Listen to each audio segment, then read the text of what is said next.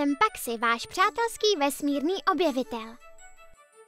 Ze všech zábavných venkovních činností, které můžeme dělat na naší krásné planetě Zemi, je jednou z mých oblíbených pouštění draka. K pouštění draka potřebujeme vítr.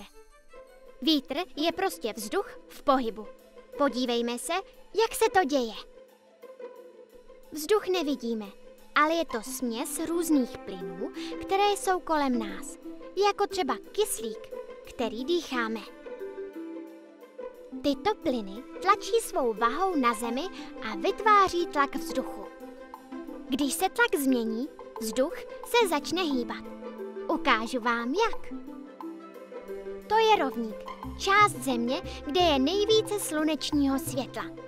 Slunce zahřívá vzduch, tím se plyny rozpínají a stoupají do atmosféry. Tím se na povrchu vytváří oblast nízkého tlaku. Tady na pólech je zima, takže plyny zůstávají blízko u sebe a tlačí se ještě více dolů k Zemi, čímž vytváří oblast vysokého tlaku. Vzduch se vždy pohybuje z oblasti vysokého tlaku do oblasti nízkého tlaku. Například na povrchu Země od studených pólů k horkému rovníku. A tímto způsobem nám vzniká vítr. Ale po své cestě se vzduch točí vlivem otáčení Země. Takže vítr může přicházet ze všech stran. Vítr je hlavní částí počasí.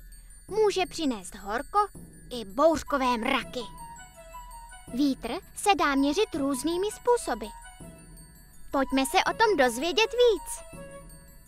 Vítr můžeme měřit z vesmíru pomocí satelitů neboli družic, jako je například Aeolus. Ten jako první přímo zkoumal vzduch, který se hýbe. Využíval se k tomu laser, který vyslal a vytvořil jasné světlo. Vítr můžeme měřit také ze Země. Určitě jste už viděli větrné korouhvičky na domech, které ukazují, jakým směrem vítr fouká. Meteostanice mají podobné zařízení, říká se mu anemometr a ukazuje, jakou rychlostí a jakým směrem vítr vane. Meteorologické balóny také měří rychlost a směr větru, když stoupají do atmosféry. Denně je po celém světě vysláno vzhůru více než 1000 balónů, aby se získal celkový obraz o větru. Celkově se tato data využívají k vytvoření předpovědi počasí, podle které si můžete najít nejlepší den na pouštění draka. Dnes jsme se naučili. Vítr je jednoduše vzduch v pohybu. Vzduch je směsí plynů a váha těchto plynů tlačících se dolů na Zemi vytváří tlak vzduchu. Když je teplo, plyny se ve vzduchu stoupají a vytváří tak oblast nízkého tlaku.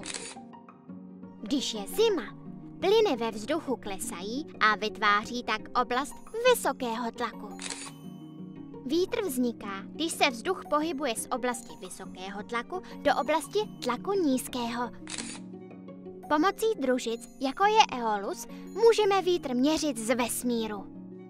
Na Zemi můžeme vítr měřit pomocí větrných korouhviček nebo meteorologických balónů. Vítr je hlavní částí počasí a může přinést horko i bouřkové mraky. Brzy se uvidíme a ukážeme si další neuvěřitelné věci o vaší planetě a vesmíru.